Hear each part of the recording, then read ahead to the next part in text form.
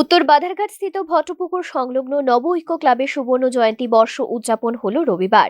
এই উপলক্ষে ক্লাবের নবনির্মিত পাকা ভবনের উদ্ঘাটন করা হয়। পাশাপাশি রক্তদান শিবির সঙ্গে এক মেগা স্বাস্থ্য শিবিরের আয়োজন করা হলো এদিন। মহতী এই আয়োজনে উপস্থিত ছিলেন মুখ্যমন্ত্রী ডক্টর মানিক সাহা সহ অন্যান্যরা। মুখ্যমন্ত্রীর হাত দিয়ে উদ্বোধন হলো নবনির্মিত পাকা ভবনের। মুখ্যমন্ত্রী এই অনুষ্ঠানে উপস্থিত হয়ে বক্তব্যে বললেন, বর্তমানে ক্লাব সংস্কৃতির মধ্যে প্রবীণদের গুরুত্বই বেশি রয়ে গেছে অতীতের মতো।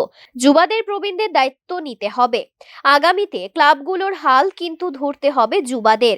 যুবক যুবতীদের ক্লাবের প্রতি দায়বদ্ধ হতে হবে, তবে এই সমাজ এক সুন্দর রূপ নেবে আগামীতে। যুব সমাজ, যুবক যুবতীদের কিন্তু ক্লাবের সাথে যুক্ত হওয়ার অনেকটা প্রবণতা কমে গেছে।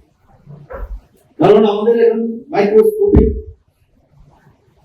আপনার ফ্যামিলি ব্যাগ, তো কি হলো, সবাই ভালো বাইরে পাঠিয়ে দিচ্ছে পড়াশোনা। আমি জানি না আগামী দিন তবু ইয়াং যারা আছে কয়েকজনকে আমি দেখতে পাচ্ছি,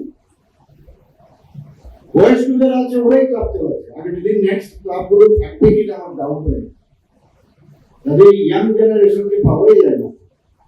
এটাও একটা চিন্তার বিষয় যে কিভাবে যারা ঠিক আছে বাইরে যারা গেছে গেছে, কিন্তু যারা এখনো তাদের মধ্যে সেই ক্ষমতা আছে, যারা ছোট ছোট ছেলে মেয়েরা আছে তাদেরকে, যারা জেনজি, এখন জেনজি বলছে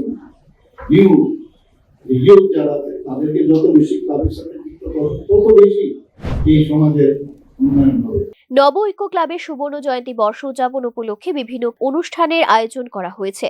রাজ্যের মুখ্যমন্ত্রী তথা অভিভাবক ক্লাবের এহেন সুন্দর আয়োজনে সকলের প্রশংসা করলেন। বিশেষ করে যারা রক্তদান করলেন তাদের উৎসাহিত করলেন মুখ্যমন্ত্রী। Bureau report, news now.